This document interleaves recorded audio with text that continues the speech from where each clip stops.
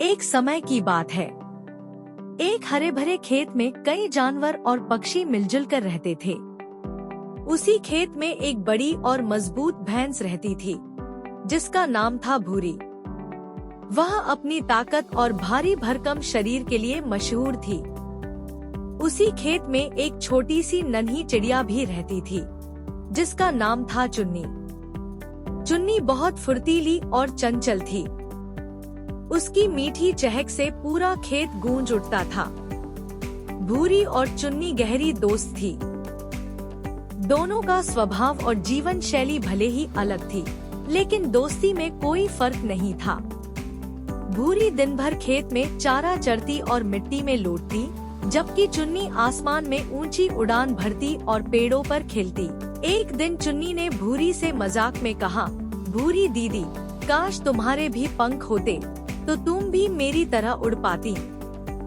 आसमान में घूमना कितना मजेदार है। भूरी मुस्कुराई और बोली, हाँ चुन्नी, तुम्हारी उड़ान वाकई खूबसूरत है, पर मुझे जमीन पर रहना अच्छा लगता है। मैं अपने खेत की देखभाल करती हूँ और अपनी ताकत का इस्तेमाल दूसरों की मदद के लिए करती हूँ।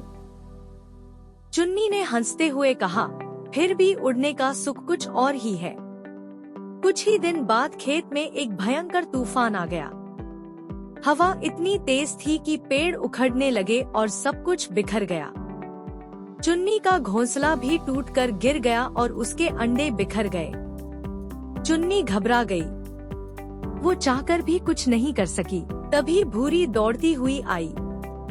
उसने चुन्नी को अपने मजबूत सींगों पर बैठाया और सुरक्षित जगह पहुंचाया। फिर उसने अपनी ताकत से टूटे पेड़ और टहनियां हटाईं और चुन्नी के लिए नया घोंसला बनाने में मदद की।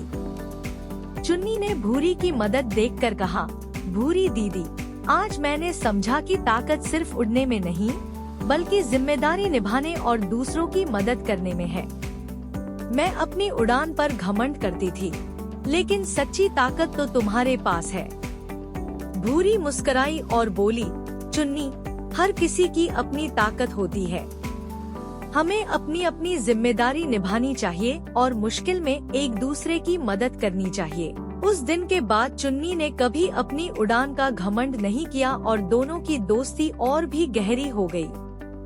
सीख: सच्ची ताकत शारीरिक ताकत या विशेषता में नहीं, बल्कि अपनी जिम्मेदारियों को निभाने और दूसरों की मदद करने में होती है। तो दोस्तों, ऐसे ही मोटिवेशनल कहानियाँ सुनने के लिए हमारे चैनल को सब्सक्राइब करना और अपने दोस्तों के साथ ज़्यादा से ज़्यादा शेयर करना। Thanks for watching.